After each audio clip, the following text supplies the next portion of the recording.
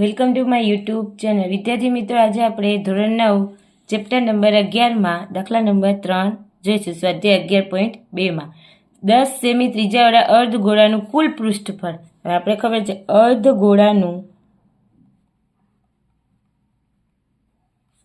કુલ પૃષ્ઠફળ બરાબર 3πr². અહીંયા આર કેટલી આપેલી છે? 10 સેમી. તો ઉપર લખી દેવાનું 3/22 અને શું કીધું છે? પાઈ બરાબર 3.14 લો. આર 10 × 10. જો આનો પોઈન્ટ કાઢીશું તો 100 અને આ ગુણ્યા 10 × 10 કટ થઈ જશે. 3 ચોક 12 વધી 1 3 એકા 3 942 સેમીનો વર્ગ જવાબ આવશે. હવે જોઈએ દાખલા નંબર 4. એક ગોળાકાર ફુગ્ગામાં હવા ભરવાથી તેની ત્રિજ્યા 7 સેમીથી વધીને કેટલી થઈ જાય છે? 14 સેમી. ફુગ્ગો હોય એમને હોય ફૂલ્યા વગરનો, તો એની ત્રિજ્યા કેટલી છે? 7. ફૂલાવવામાં આવે તો 14 સેમી. આ બંને પરિસ્થિતિના ગોળાના ફુગ્ગાની વક્ર સપાટીનું ક્ષેત્રફળનો ગુણોત્તર શોધવાનો છે. તો પહેલાં તો હવા ભરાયા પહેલાની વક્ર સપાટીનું ક્ષેત્રફળ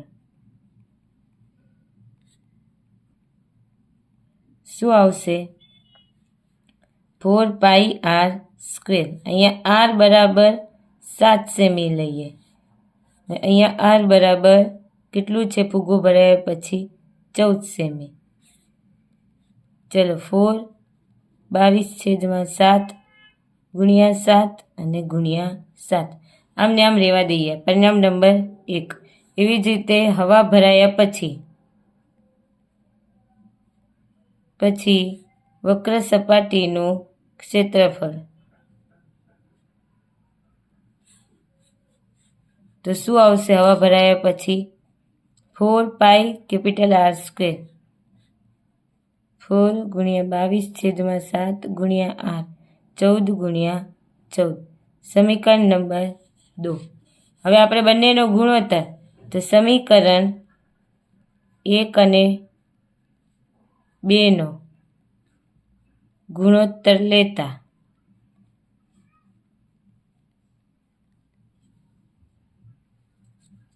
શું આવશે? 4 × π × r અને r. એવી જ રીતે 4 × π આ 14 × 14. પાઈ 4 4 તો 1/4 એટલે 1/4 નો ગુણોત્તર આવે. કેટલો? 1/4 નો ગુણોત્તર આવે.